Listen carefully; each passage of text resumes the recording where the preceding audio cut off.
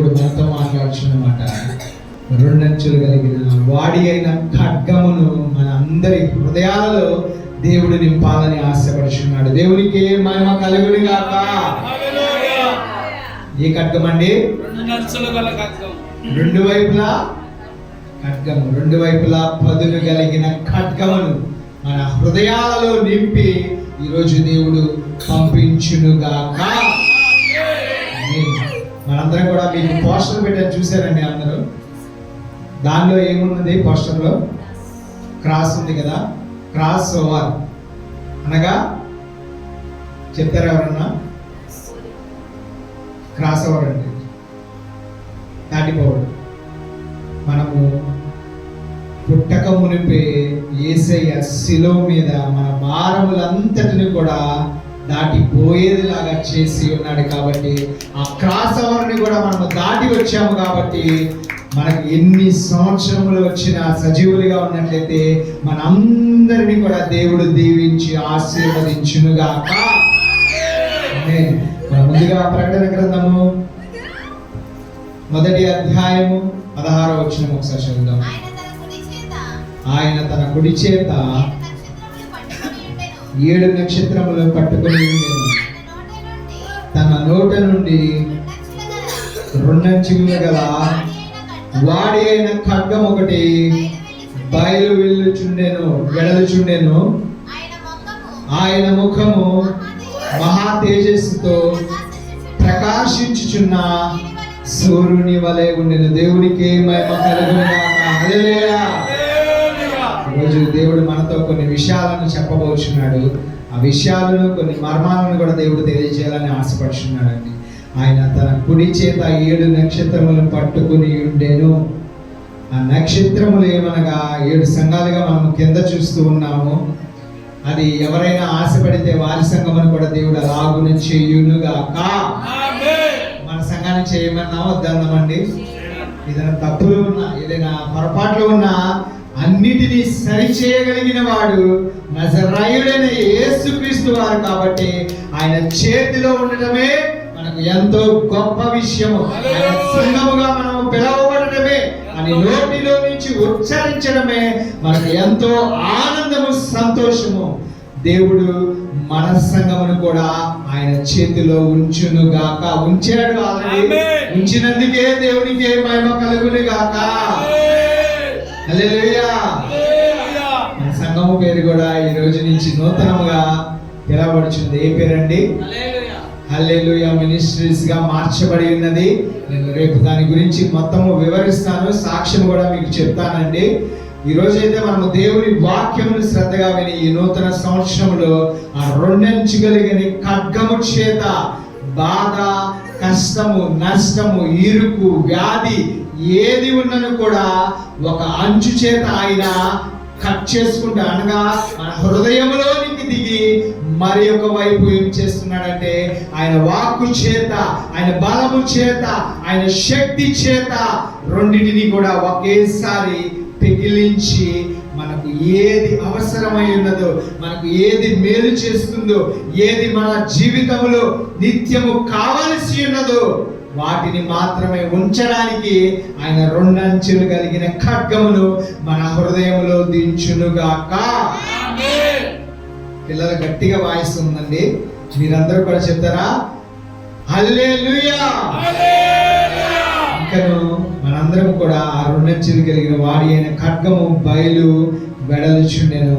అది ఈ రోజు మన సంఘములో కూడా వచ్చి ఉన్నది. ఎందుకని అంటే మనం ఆరాధిస్తున్నప్పుడు, స్తుతిస్తున్నప్పుడు దూతలందరూ కలిసి మనతో పాటు ఎంతో సంతోష గానములు చేస్తూ వారు కూడా పరలోక రాజ్యంలో ఎలా అయితే ఆనందిస్తారో, ఎలా అయితే సంతోషిస్తారో, మన సన్నిధిలో కూడా వారందరూ కూడా కూడుకుని ఇప్పుడు కూడా ఉన్నారు. వారు కూడా మనతో పాటు ఆరాధిస్తున్నారు, స్తుతిస్తున్నారు, మహిమపరుస్తున్నారు. దేవునికే మహిమ కలుగునుగాక. హల్లెలూయా.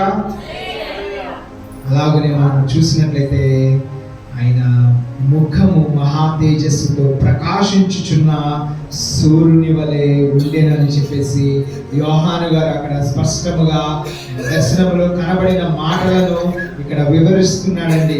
ఆయన ముఖము ఎలాగున ఉంటుందంటే మహా తేజస్సుతో ప్రకాశించుచున్న సూర్యుని వలె ఉంటుందంట. ఆ సూర్యుని కాంతిని మన దగ్గర నుంచి ఎవరైనా చూడగలరా? ఎవరు చూడలేరు. దానికి కోట్లు రెట్లు ఎక్కువగా ఆయన మహా తేజస్సు, ఆయన ముఖము అలాగున ప్రకాశిస్తున్నదండి. ఆ ముఖమును మన సన్నిధిలో ఆయన ఉంచి ఉన్నాడు. ఇప్పుడు కాదు, ఎప్పుడు నుంచో ఆయన ఉంచి ఉన్నాడు. మేము మొదలుపెట్టిన రోజు నుంచి కూడా ఆయన మాతో పాటు నిలబడి సంఘమును కట్టినప్పటి నుంచి ఇప్పటి వరకు, ఈ క్షణము వరకు కూడా ఆయనతో మనతో ఉన్నందుకే దేవునికి మహిమ కలుగును గాక. హల్లెలూయా. మహము చూడాలంటే, ఆ తేజస్సును వర్ణించాలంటే మన మాటలు చాలవు, మన చూపు చాలదు, మన మనుషులుగా మనము దేనికి కూడా పనికిరామండి.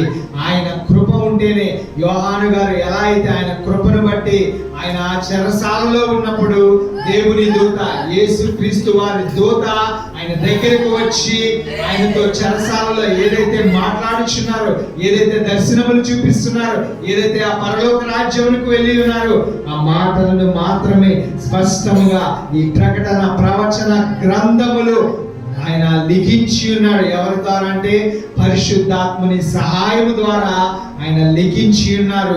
ఆ లిఖించింది ఎందుకని అంటే, ఈ మాటలను ఎందుకని అంటే, ఆయన ఉన్న ఆ మహా తేజస్సును విడిచి నీవు పిలిస్తే వస్తాడు, ఆ బిడ్డ పిలిస్తే వస్తాడు, ఆ బిడ్డ పిలిస్తే వస్తారు. ఎవరికి ఏ కష్టమైనా అంతటి మహిమను విడిచి నా కొరకు, నీ కొరకు, మన అందరి కొరకు ఆయన ఏం చేస్తున్నాడంటే ఆ మహిమను అక్కడే విడిచిపెట్టి, అది ఆయన మహిమతో వస్తే ఏ బిడ్డ కూడా తట్టుకోలేరు. అంతటి శక్తిని ఏ బిడ్డ కూడా, అంతటి శక్తిని ఎవరు కూడా తట్టుకోలేని స్థితిలో ఉన్నారు. ఎందుకని అంటే అంతటి పరిశుద్ధులు ఏ ఒక్కరు లేరు కాబట్టి, దినము కూడా మనము పరిశుద్ధులుగా మార్చబడుతున్నాము కాబట్టి ఆ పరిశుద్ధతను పరలోక రాజ్యములోనికి వెళ్ళినప్పుడే మనం పొందుకునే బిడ్డలుగా ఉన్నాము. కానీ ఆయన కృప ఉంటే అది ఎవరికైనా ఉచితంగా ఆ మహిమను చూసే, లేదంటే ఆ తేజస్సును చూసే, ఆయన ముఖ దర్శనమును చూసే అవకాశమును దయచేస్తూ ఉన్నాడండి. ఎప్పుడు అంటే నీలో నాలో ఆ రెండంచులు కలిగిన ఖడ్గమును ఉంచుకున్నప్పుడు మాత్రమే. మనము ఉంచుకోవాలండి. ఆ ఖడ్గము కొన్నిసార్లు చెడు ఉంటే దానిని కట్ చేస్తూ ఉంటుంది, మంచి ఉంటే దానిని రెట్టింపు చేస్తూ ఉంటుంది, పాపం ఉంటే దానిని తొలగిస్తుంది, పరిశుద్ధత ఉంటే దానిని రెట్టింపుగా మారుస్తుందండి. ఆ రెండంచుల ఖడ్గమును ఈ 2025 సంవత్సరంలో మనందరము ధరించుకుందామా? మీరందరిలో ఆయన ఉంచేసి ఉన్నాడు. దేవునికి అలాగే ఎఫెసీయులకు రాసిన పత్రిక 6వ అధ్యాయం 17వ వచనం.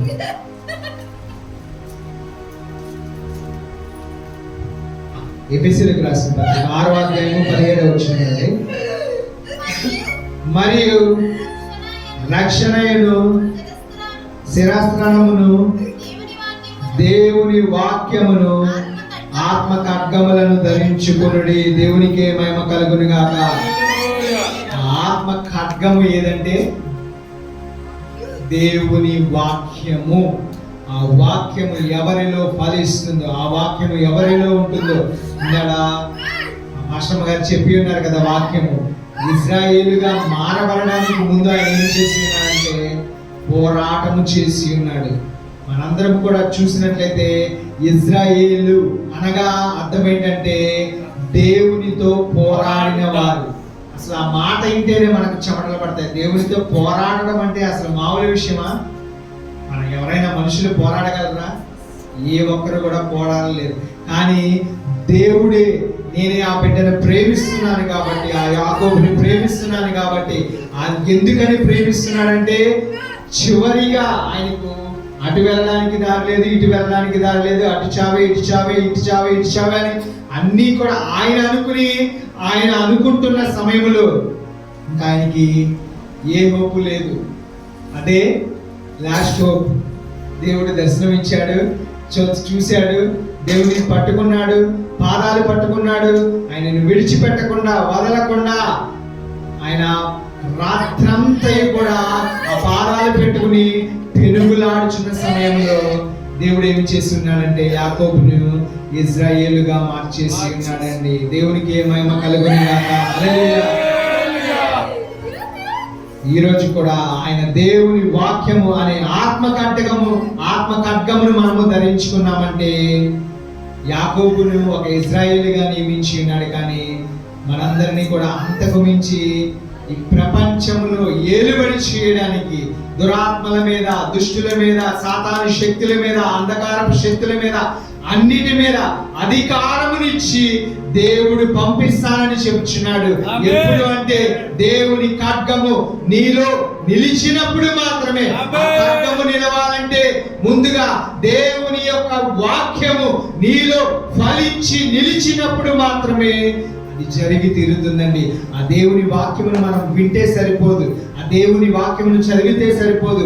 ఆ దేవుని వాక్యమును మనము క్యాలెండర్లోనో లేదంటే ఫోటోల దగ్గర లేదంటే ఫోన్లో వచ్చే వాగ్దానాలను బట్టి మనము చూస్తే సరిపోదు. కానీ ఆ వాగ్దానములు, ఆ దేవుని మాటలు మన జీవితంలో ఫలించేవిగా మనము జీవించినప్పుడే, ఆ వాక్యము చేత నడిచినప్పుడే, ఆ వాక్యము చేత జీవించినప్పుడే అప్పుడు అడగాలి దేవుణ్ణి, దేవా నువ్వు చెప్పిన వాక్యములను బట్టి నేను నడిచి ఉన్నాను. యాకోబు కూడా అదే చేసి ఉన్నాడు. ఆయన పాదాలు పట్టుకుని ఎందుకు వదలలేదంటే నువ్వు చెప్పింది నేను చేస్తాను, నన్ను ఆశీర్వదించి నువ్వు వెళ్ళు దేవా అని మొరపెట్టుకుంటున్నాడు. ఆయనకి తెల్లారైపోతుంది, ఆయన వెళ్ళిపోయే సమయం అయిపోయింది. అయినప్పటికీ కూడా దేవుడు ఏమి చేసి ఉన్నాడంటే ఆయనను ఆశీర్వదించి వెళ్ళి ఉన్నాడు. ముళ్ళు పెట్టి కూడా వెళ్ళి ఉన్నాడు. తొడ కాలు భాగం ఆయన కొట్టినప్పుడు ఆ తొడ ఆయనకి ఏమి జరిగిందంటే ఆ తొంటి నరము చీలిపోయినది. అందుకని ఇశ్రాయేలీల ప్రజలందరూ కూడా ఆ తొంటి నర భాగమును తినరు. ఇప్పటికీ కూడా చాలా మంది యూదులు అయితే తినరు. అలాగున ఆచారంగా వారు అలాగున ఉండి ఉన్నారు. కానీ దేవాతి దేవుడు ఆ ముళ్ళు పెట్టి కొట్టింది ఎందుకని అంటే ఒక బాధ పెడితే వదిలేస్తాడా, లేదంటే ఒక ఇబ్బంది పెడితే వదిలేస్తాడా అని చెప్పేసి దేవుడు చూసినప్పుడు ఆ బాధను భరించి ఉన్నాడు యాకోబు, ఆ శ్రమను భరించి ఉన్నాడు, అన్నిటిని భరించి ఉన్నాడు. ఎందుకని అంటే దేవుని యొక్క వాక్యము ఉన్నది కాబట్టి, ఆ ఆత్మ ఖడ్గము ఆయనలో నిలిచినది కాబట్టి, పశ్చాత్తాపముతో వేదనతో ఆయన పాదములను విడవకుండా పట్టుకున్నప్పుడే ఆయన ఇజ్రాయేలుగా మారి ఉన్నాడు. అనేక మంది మన సంఘములు కూడా ఆ ఇజ్రాయేలుగా మార్చబడునుగాక.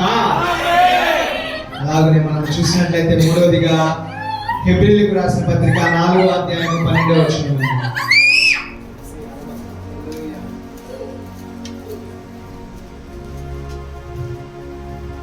4వ అధ్యాయం 12వ వచనం.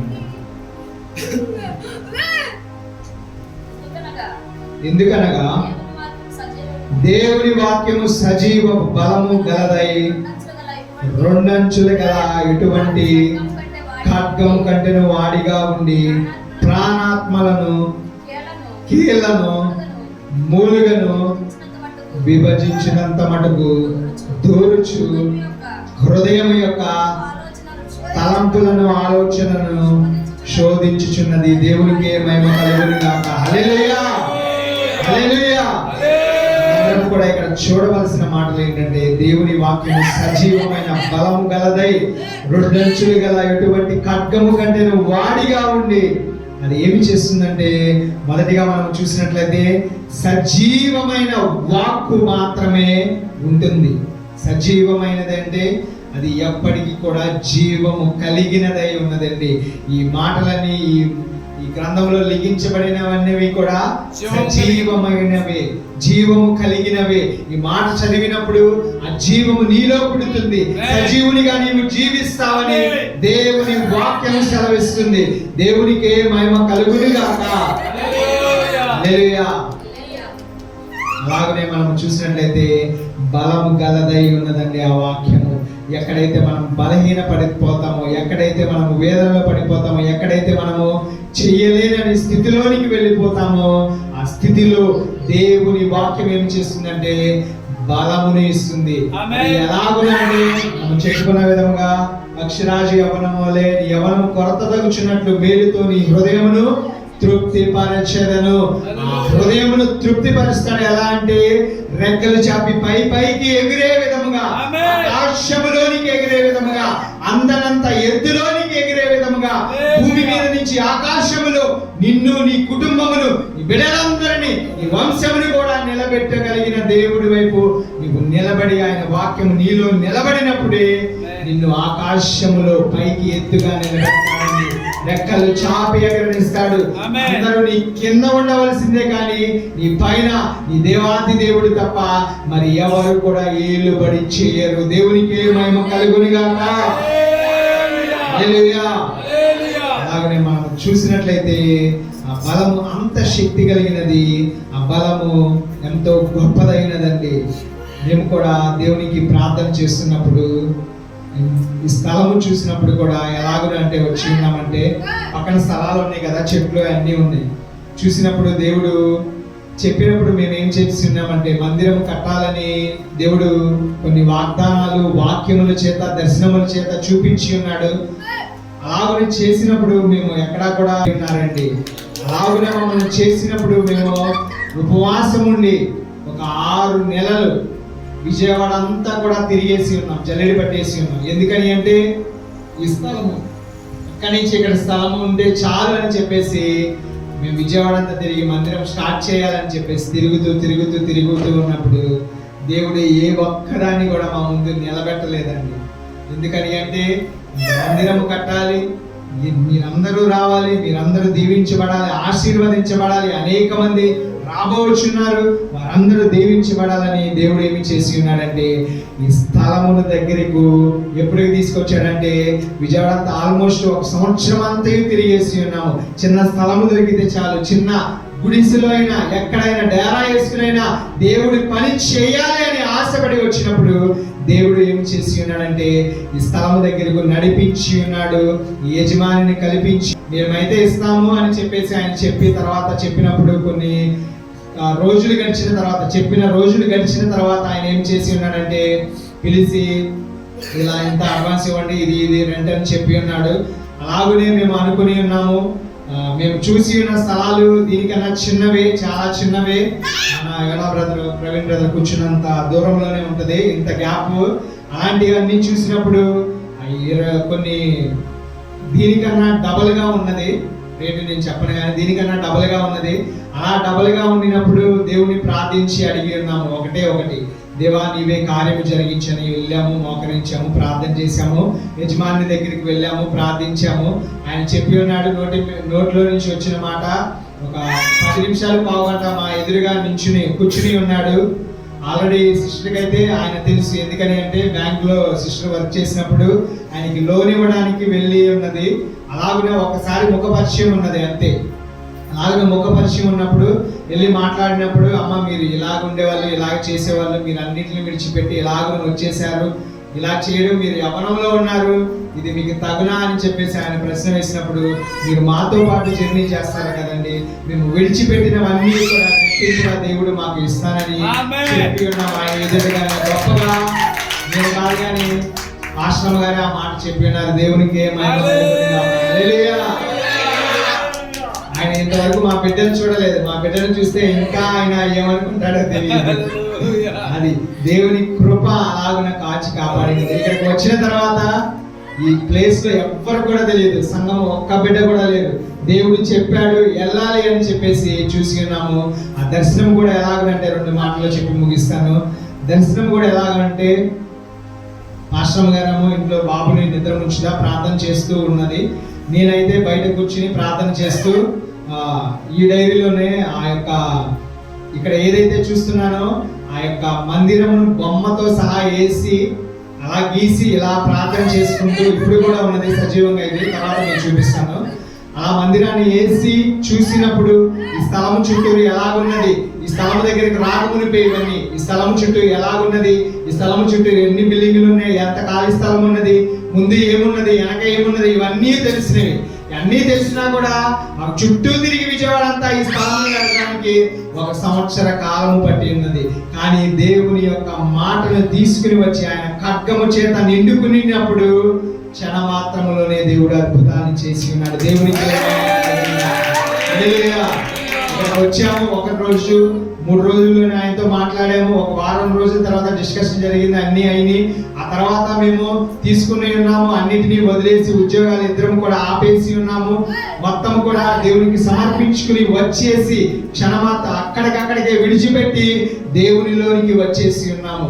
అందరూ కూడా మా తల్లిదండ్రులు కానీ, మా చుట్టుపక్కల వారు కానీ, మా బంధువులు కానీ అందరూ కూడా మీ బిడ్డ ఎలాగున్నాడు, మీరు ఎలాగ చేస్తున్నారు, మీకు ఎక్కడి నుంచి వస్తాయి, ఏం చేస్తారంటే ఈ రోజు వరకు కూడా రోజు మేము తినే ఆహారంలో ఎటువంటి లోపము లేకుండా అన్ని డబల్గానే ఇస్తూ ఉన్నాడు. కానీ లేకుండా దేవుడు చేసి ఉన్నాడు. దేవునికి మహిమ కలుగును గాక. అంతకుముందు మేము ఉద్యోగానికి వెళ్ళినప్పుడు బాబుకి ఫిట్స్ వచ్చాయి. ఎలాంటి అంటే మేము ఇంకా దేవుణ్ణి పూర్తిగా అంటే నేను భార్య అయితే చిన్నప్పటి నుంచి దేవునిలో బలముగా ఉన్నది. నేనైతే కొన్ని 4 సంవత్సరాల క్రితం అయితే ఆశ్రమంలో ఉన్నాను. కానీ యేసు ప్రభు ఎవరో తెలుసు, మరియమ్మ ఎవరో తెలుసు, పౌలు గారికి చెప్తారు కదా, దెయ్యం వచ్చినప్పుడు పౌలు గారు తెలుసు, యేసే తెలిసినప్పుడు అలాంటి పరిస్థితిలో ఉండేవాడిని నేను కూడా. కానీ దేవుని కృపను బట్టి, ఆయన మహిమను బట్టి ఈ రోజు ఇలాగ నిలబెట్టుకుని ఉన్నాడు. అలాగే ఫిట్స్ వచ్చే సమయంలో ఇంటి దగ్గర నుంచి ఫోన్ మా అమ్మ చేసినప్పుడు పాస్టర్ గారికి భయం వేసేది, నాకు భయం వేసేది. ఇద్దరం కూడా బయట జాబులకి వెళ్ళిపోయి వచ్చేసి హడావిడిగా వచ్చేసి ఇంటికి వచ్చేసి ఫిట్స్ వచ్చినప్పుడు బాబుని తీసుకెళ్ళి హాస్పిటల్లో జాయిన్ చేసి 1 వారము 10 రోజులు అలాగనే హాస్పిటల్లో ఉండేవాళ్ళు. అలాగనే ఉండే సమయంలో బాబుకి ఖర్చు అయ్యేది. ఆ ఖర్చు కూడా ఎంత అయ్యేది ఏంటనేది ఖర్చు దేవుడే చూసుకునేవాడు.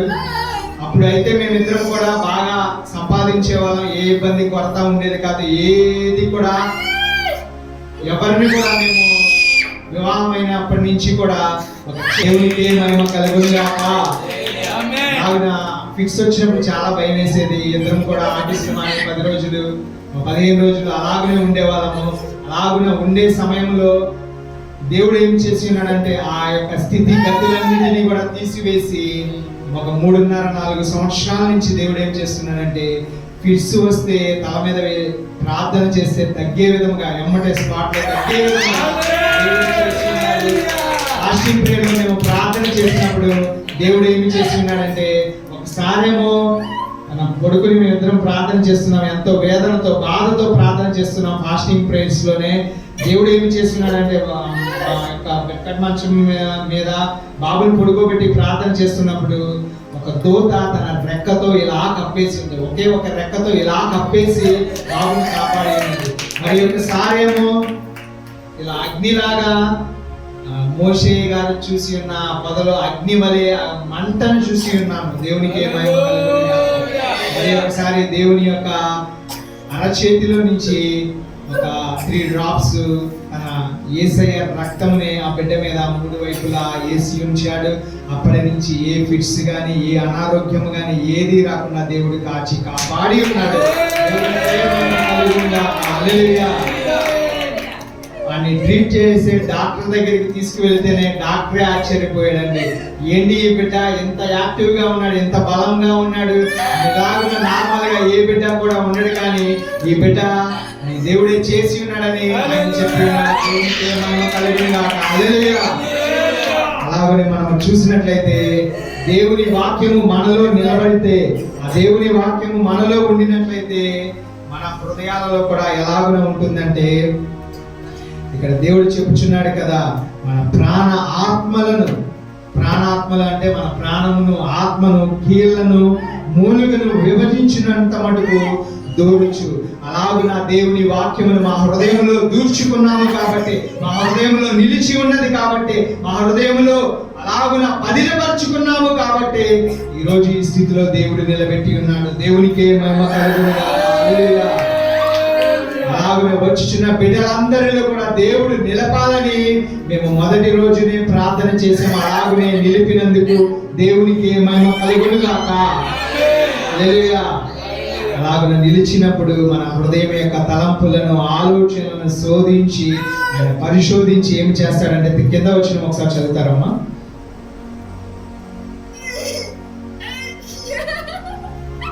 4వ అధ్యాయము 11వ వచనం చదవండి. మరియు ఆయన దృష్టికి కనబడని స్పష్టము ఏదీ లేదు, మనం ఎవరికిను లెక్క అప్పచెప్పవలసిన ఉన్నదో ఆ దేవుని కన్నులకు సమస్తమును మరుగులేక తేటగా ఉన్నది. దేవునికి మహిమ కలుగును గాక. ఈరోజు మనందరినీ కూడా దేవుడు అలాగును చూస్తున్నాడు, అలాగును ప్రేమిస్తున్నాడు. ఎప్పుడంటే దేవుని యొక్క వాక్యము ఆత్మ ఖడ్గముగా నాలో నిలిచినప్పుడు మాత్రమే మన సృష్టించిన దేవుడే మనం కాచి కాపాడతానని దేవుడు చెబుతున్నాడు. దేవునికి మహిమ కలుగును గాక. హల్లెలూయా. చివరిగా ఒక వాక్యం చెప్పి ముగిస్తానండి. 1 పేతురుకు రాసిన పత్రిక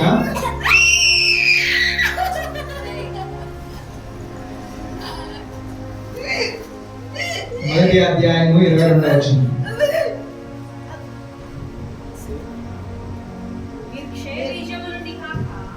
మీరు క్షయబీజము నుండి కాక శాశ్వతమగు జీవము గల దేవుని వాక్య మూలముగా చదవండి.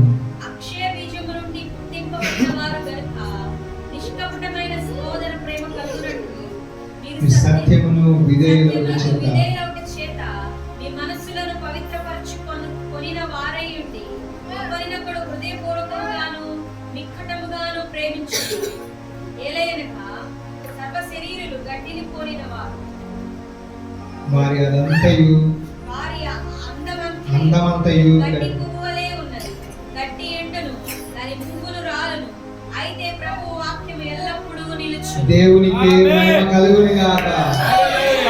నీకు ప్రకటించబడుచున్న సువార్త ఇదే. దేవునికి మహిమ కలుగును గాక. హల్లెలూయా. ఈ వాక్యమే మీకు ప్రకటించబడుతుంది. దేవునికి మహిమ కలుగును గాక. మనం గమనించినట్లయితే క్షయబీజం అంటే సజీవమైన బీజం.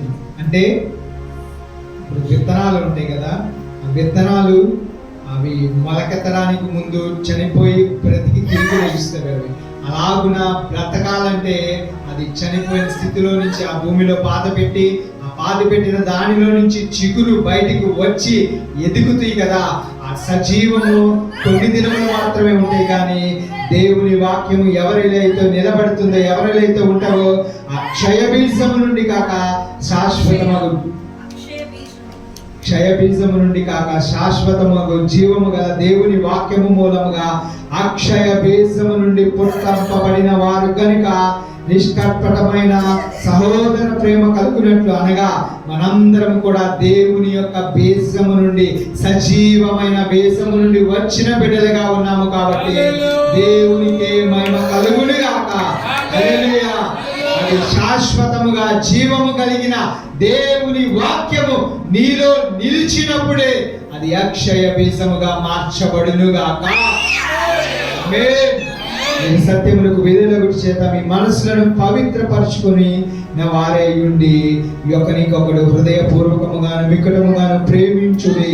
ఎందుకని అంటే మేము కూడా ప్రార్థన చేసినప్పుడు దేవుడు ఏమి తెలియజేసాడంటే మందిరంలోనికి ఎలాంటి వారు వస్తారని చెప్పి ఉన్నారంటే, దేవుడు ఇది మేము చర్చి కట్టకమునిపై, లేదంటే మేము ఇంకా ఆ ఆలోచన రాకమునిపై దేవుని ప్రార్థన చేస్తున్నప్పుడు మందిరమును స్టార్ట్ చేయాలన్న సమయంలో మేము ఆలోచన కలిగినప్పుడు దేవుడు ఏం చేసి ఉన్నాడంటే, ప్రార్థన చేస్తుంటే హృదయ వేదనతో బాధలతో నిండిపోయిన హృదయాలతో ఉండిన వారు అడుగు పెడతారు.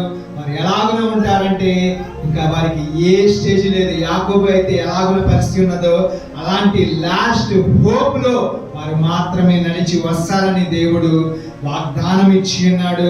అలాగనే అనేక బిడ్డలు తప్పిపోకుండా, అనేక బిడ్డలు పడిపోకుండా, అనేక బిడ్డలు ఎలాంటి పరిస్థితుల్లో చేజారిపోకుండా ఆయన ఏమి చేసి ఉన్నాడంటే తిరిగి రెట్టింపుగా బిడ్డలందరినీ ఇజ్రాయేలుగా మార్చి ఉన్నాడు. దేవునికి మహిమ కలుగును గాక. హల్లెలూయా. వారందరూ ఎలాగూ ఉన్నారంటే హృదయపూర్వకముగా మిక్కటముగాను ప్రేమించే వారిగా మీరందరూ ఉన్నందుకు దేవునికి మహిమ కలుగును గాక. హల్లెలూయా. హల్లెలూయా.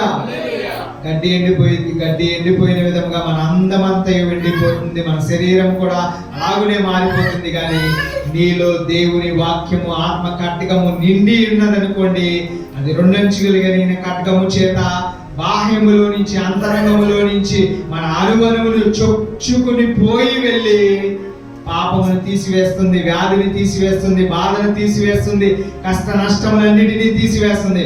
ఒకవైపు పదునుగా ఉన్న ఒకవైపు అలాగులు చేస్తూ ఉంటే ఇంకొక వైపు పరిశుద్ధాత్ముడు ఏం చేస్తాడంటే శక్తిని, బలమును, మన రోగమును అన్నిటిని తీసివేసి స్వస్థతను, విడుదలను, ఆయన మహిమను మాత్రమే ఉంచి ఈ రోజు మనందరినీ కూడా ఆ క్రాస్ ఓవర్ ని దాటించి ఈ నూతన సంవత్సరంలోనికి అడుగు పెట్టేలాగా ఆయన ఆత్మ ఖడ్గము మనందరినీ నడిపించినందుకే దేవునికి మహిమ కలుగును గాక. హల్లెలూయా. మన మాటలు మనకు ఆహారం ఉండినా లేదంటే మన ఉండినా మనం మత్తయి సువార్తలో చదువుతాం 4వ అధ్యాయం 4వ వచనంలో ఒకసారి చదువుతారా? మనిషి రొట్టె వలన మాత్రమే కాదు గాని దేవుని నోటి నుండి వచ్చు ప్రతి మాట వలన బ్రతుకును. దేవునికి మహిమ కలుగును గాక. హల్లెలూయా. అలాంటి వారు మాత్రమే దేవుని యొక్క సన్నిధిలో నిలబడతారు. అలాగనే వారందరూ కూడా సజీవులుగా అక్షయ బీజమును ధరించుకుని ఆత్మ ఖడ్గము చేత యుగ యుగములు జీవించే వారిగా ఆ పరలోక రాజ్యములు నిలబడే బిడ్డలుగా దేవుడు మార్చునుగాక.